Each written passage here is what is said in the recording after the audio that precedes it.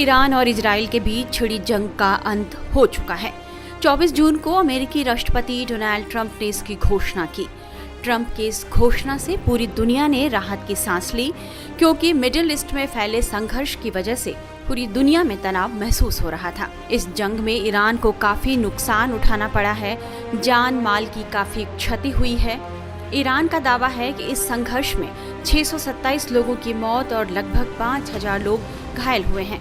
उसके परमाणु ठिकानों को भी काफी नुकसान पहुंचा है।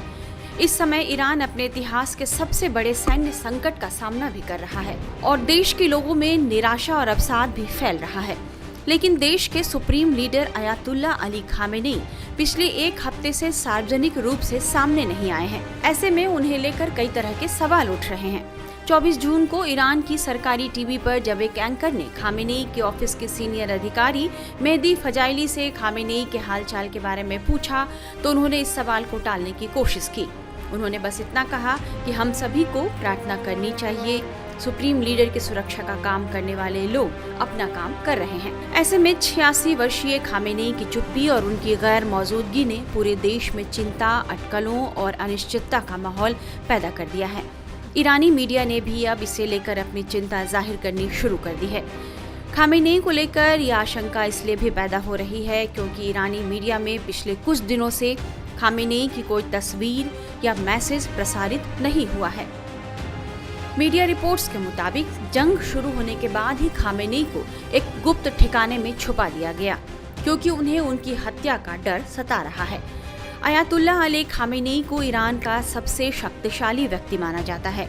3 दशकों से भी अधिक समय से उन्होंने देश के सर्वोच्च नेता के रूप में देश पर कठोर पकड़ बनाए रखी है।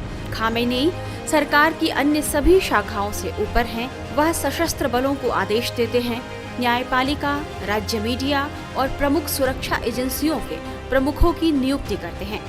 ईरान में सुप्रीम लीडर ही देश का सर्वेसर्वा होता है। सुप्रीम लीडर का पद राष्ट्रपति और सर्वोच्च न्यायालय से भी ऊपर है।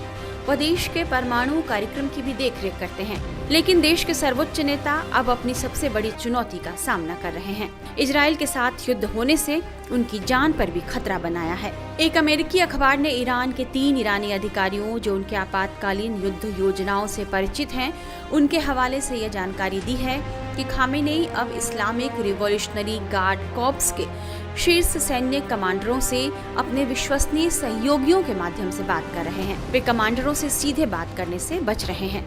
खामेनी की हत्या की डर से ही सभी इलेक्ट्रॉनिक संचार को निलंबित कर दिया गया है, जिससे उन्हें ट्रैक करना मुश्किल हो जाए। अब सबकी निगाहें इस बात पर लगी हुई हैं कि खामेनी कब पब्लिक अपीयरेंस देते हैं, ताकि उन्हें लेकर जो चिंता है वो कम हो सके।